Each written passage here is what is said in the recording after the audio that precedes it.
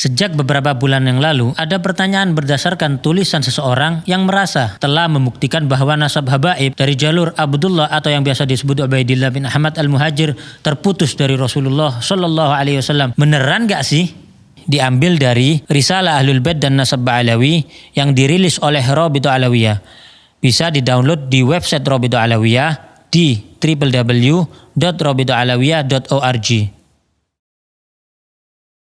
Penuduh mendasari pernyataannya dari setidaknya 2 kitab yang dijadikan hujjah, yakni Syajaratul Mubarakah yang diklaim karya Imam Fakhrur Razi dan Tahdzibul Ansab karya Al-Ubaidili.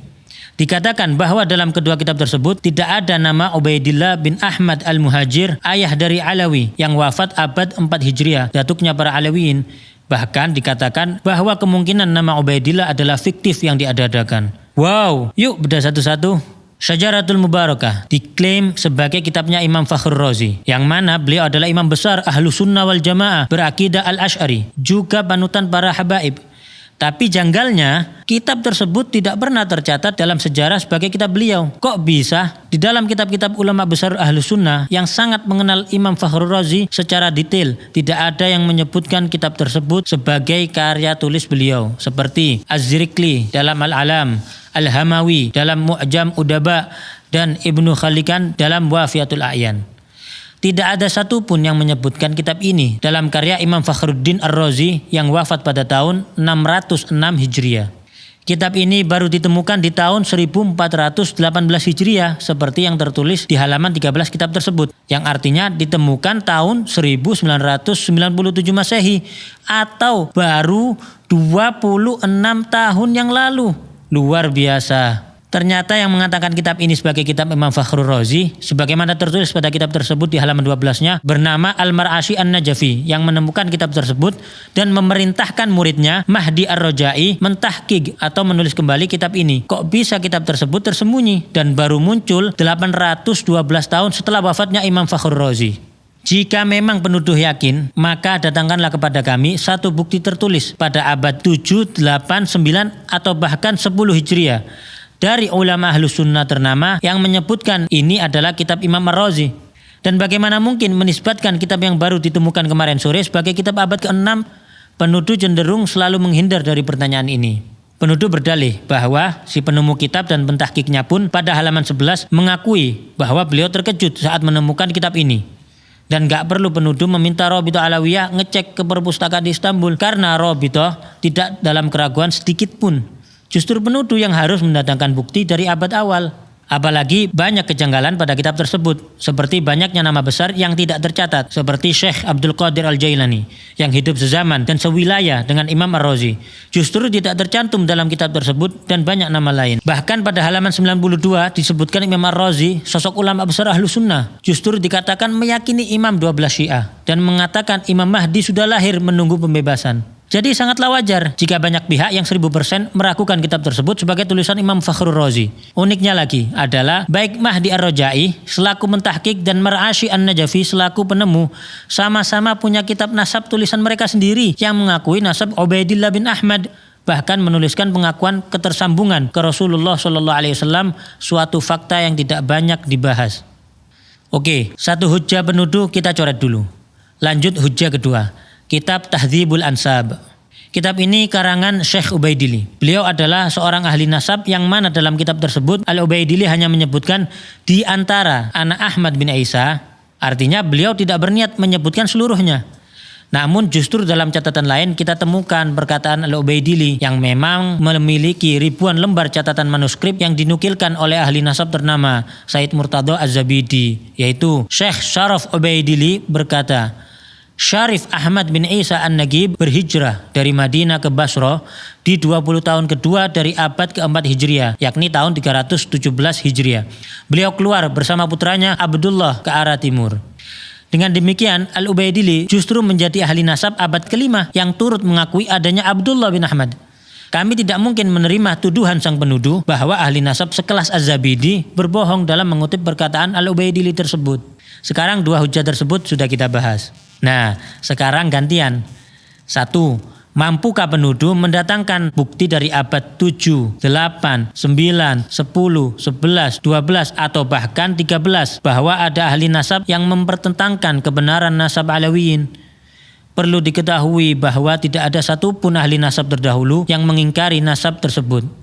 2. Ilmu nasab sudah baku dan disepakati oleh seluruh mazhab tentang syarat penetapan suatu nasab. Lalu penuduh membuat suatu syarat, yakni harus ada kitab yang ditulis di zaman tersebut. Pertanyaannya, ahli nasab mana yang mengatakan kaidah tersebut adalah syarat isbat suatu nasab? Lalu kenapa penuduh membuat syarat atau kaidah baru yang tidak dikenal dalam ilmu nasab sebelumnya? Dapatkah penuduh mendatangkan satu saja ahli nasab terdahulu dari mazhab manapun yang mengatakan hal tersebut sebagai syarat penetapan nasab? Pertanyaan-pertanyaan tersebut dihindari oleh penuduh yang lalu berusaha beralih ke pembahasan lain. 3. Dan kata siapa Imam Ubaidillah hilang fiktif selama 500 tahun lebih? Jika mau sabar dalam mempelajari, nasab tersebut disebutkan oleh catatan nasab dari kalangan Alawiyin. Tapi mengingat penuduh tidak berkenan dengan catatan nasab dari kalangan Alawiyin, mari kita lihat sebagian dari banyaknya bukti tertulis oleh para ulama ternama dari zaman ke zaman yang mengakui nasab Alawiyin, termasuk Abdullah bin Ahmad, seperti Al-Janadi yang telah menyebutkan nasab Abdullah bin Ahmad. Dalam kitab As-Suluk karya Al-Janadi telah disebutkan nasab Abdullah bin Ahmad.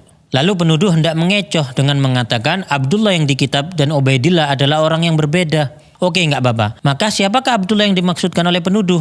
Sebutkan bukti sejarah, makamnya di mana. Juga sebutkan keturunan Abdullah yang dimaksudkan penuduh hingga lokasi mereka saat ini. Termasuk juga siapa Abul Hasan Ali bin Jadid yang disebutkan oleh Al-Janadi tersebut, disertai bukti-bukti sejarahnya. Ditambah lagi statement menggelitik seperti Ba'alawi yang tercatat pada kitab terdahulu berbeda dengan Ba'alawi yang sekarang. Maka datangkanlah bukti sejarah bahwa ada kabilah lain di Hadramut yang juga disebut Ba'alawi. Dan ada kelompok lain yang nasabnya seperti disebutkan Al-Janadi dan lainnya. Disertai lokasi makamnya, sejarahnya, juga data keturunannya. Al-Yafi'i, Al-Malikul Afdal yang juga menyebutkan nasab Abdullah bin Ahmad. Ali bin Al-Hasan Al-Khasraji juga menuliskan nasab yang sama. Al-Husain bin Abdurrahman Al-Ahdal yang menuliskan nasab keturunan Abdullah bin Ahmad. Abil Abbas Ahmad Asy-Syaraji Az-Zabidi yang turut menyebutkan nasab Alawiyin yang tersambung. Imam As-Sakhawi yang menyebutkan nasab yang bersambung pada Ubaidillah bin Ahmad. Imam Ibnu Hajar Al-Haytami, ulama besar yang juga ahli nasab yang turut menyebutkan sanadnya bersambung ke Ubaidillah bin Ahmad. Al-Ayashi yang menyebutkan nasab yang bersambung hingga Ubaidillah bin Ahmad. Syekh Al-Muhibbi dalam kitabnya Khulasatul Athar menuturkan keluarga Ba'alawi dinisbatkan kepada Alwi. Alwi ini adalah putra Ubaidillah bin Ahmad bin Isa. Beliau adalah sosok yang menjadi muara berkumpulnya nasab mereka. Nasab mereka telah disepakati oleh para ulama ahli tahqiq dan telah diperhatikan untuk dijelaskan oleh banyak ulama. Lalu Syekh Yusuf An-Nabhani, seorang mufti besar dan guru dari para ulama Ahlus Sunnah wal Jamaah, guru dari Hadratus Syekh Hashim Asy'ari, menjelaskan dalam mukaddimah kitabnya Riyadul Jannah, sesungguhnya para sada al-Ba'alawi telah disepakati oleh umat Nabi Muhammad SAW di sepanjang masa dan di setiap tempat, bahwa mereka termasuk Ahlul Bait yang paling sahih nasabnya, paling kokoh kemuliaannya, dan paling banyak ilmu, amal, keutamaan, serta adabnya. Hadratus Syekh Hashim Asy'ari bahkan mencantumkan Al-Habib Ahmad bin Abdullah As-Saggaf yang merupakan salah satu pendiri Rabithah Alawiyah dalam Qanun Asasi saat pendirian Nahdlatul Ulama. Kita tentu tidak merasa perlu meyakinkan penuduh untuk mempercayai dan menghargai para ulama-ulama tersebut, karena mereka semua bagai matahari di siang hari yang dikenal luas kejujuran dan keilmuannya. Tidak mungkin para ulama-ulama besar tersebut sengaja berbohong bersama-sama dan tidak berusaha memastikan informasi yang mereka sampaikan, apalagi Rasulullah SAW menyampaikan ancaman neraka bagi yang berbohong atas nasab. Sejarah Alawiyin telah jelas disertai lokasi makam dan tempat bersejarah mereka yang terjaga hingga kini. Dapatkah penuduh sebutkan satu saja ulama atau ahli nasab terdahulu di Hadramut yang menafikan bukti-bukti sejarah tersebut? Lalu apakah catatan nasab Rabithah Alawiyah diakui ahli nasab dan Naqabah internasional? Tentunya tidak hanya sekedar surat dengan cap dan tanda tangan. Hubungan dengan ahli nasab dan Naqabah di Yaman terjalin dengan baik. Naqabah Mesir yang beberapa kali berkunjung ke Rabithah Alawiyah. Naqabah Al-Idrisi Al-Hasani Libya yang memiliki hubungan baik dengan Rabithah Alawiyah. Syekh Dr. Muhammad Asy-Syuhumi Al-Idrisi bahkan mengatakan, bisa saya katakan bahwa paling bagusnya Rabithah dari semua Rabithah yang mencatat garis keturunan anak cucu Nabi Muhammad SAW, yang paling bagus adalah Rabithah yang ada di Indonesia, yang paling teratur dan paling memiliki kesemangatan untuk memperbaiki, termasuk adanya takrir pengakuan nasab Alawiyin oleh Imam Yaman Yahya Hamiduddin, juga takrir di Hijaz yang terdapat dalam tulisan Syarif Ibrahim bin Mansur Al-Amir. Bahkan Alawiyin beberapa kali dipercaya menjadi pimpinan Naqabatul Ashraf di Hijaz, Makkah dan Madinah hingga masa pemerintahan Utsmani. Alawiyin tidak sedikit pun ditolak atau diragukan untuk memimpin para keturunan Rasulullah di Hijaz atau di Yaman oleh para ulama besar setempat dan para keturunan lainnya. Salah satunya yaitu Al-Habib Alwi bin Ahmad As-Siggaf, mufti mazhab Syafi'i di kota Mekkah pada zamannya, dan pengarang kitab Tarsyihul Mustafidin, salah satu kitab fikih rujukan para ulama dunia termasuk di Nusantara. Lalu penuduh rajin sebut tes DNA sebagai solusi. Mungkin informasi tentang fatwa larangan menggunakan tes DNA untuk nasab yang jauh belum sampai kepada penuduh, yakni Lembaga Internasional Rabithah Alam Islami di Hijaz, Darul Ifta Qatar, dan Darul Ifta Mesir yang telah memberikan fatwa melarang isbat nasab jauh melalui tes DNA. Atau menuduh jumlah keturunan ke-38 sampai 44 sebagai tidak logis. Maka penuduh perlu melihat jumlah keturunan dari jalur keturunan Rasulullah lainnya selain Alawiyin, yang ternyata juga di range yang sama. Karena coba-coba hitung pakai kalkulator, ternyata justru beresiko malah jadi menafikan adanya keturunan Rasulullah SAW. Bukti bahwa nasab tersebut sudah memenuhi syarat syuhrah wal istifadhah juga tidak terbantahkan dengan tidak adanya penolakan dari abad ke abad. Juga diakui oleh para ulama besar dan ahli nasab dari masa ke masa. Tidak disebutkannya sebuah nama pada suatu kitab nasab tidak dapat diartikan orang tersebut tidak ada atau bahkan fiktif, karena terdapat ulama dan ahli nasab thiqah lainnya yang menulis dan menambahkan. Maktab Daimi di dalam Rabithah Alawiyah ditujukan untuk melanjutkan catatan-catatan nasab dari para pencatat terdahulu kalangan Alawiyin untuk diteruskan di Indonesia demi menjaga keberlangsungan dan pemutakhiran catatan nasab tersebut. Jadi, meski didirikan tahun 1928, catatan nasab yang digunakan bersambung sanadnya dari ahli keluarga dan nasab zaman ke zaman. Tentu kita bersyukur kepada Allah Subhanahu wa taala. Terdapat para kiai, ulama dan banyak pihak yang berdiri membela para habaib.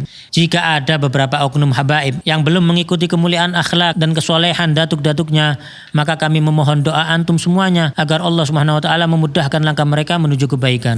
Nasab yang bagus itu bukan untuk membanggakan diri, bukan untuk meremehkan orang lain.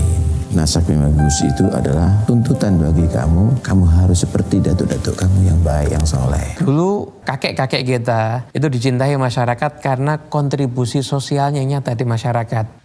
Masyarakat menyaksikan akhlaknya yang mulia, ilmunya yang luas. Kemudian bagaimana ketika duduk bersama datuk-datuk kita, mereka bisa mendapatkan solusi atas semua permasalahan hidup mereka. Kita sudah jauh berbeda dengan mereka saat ini.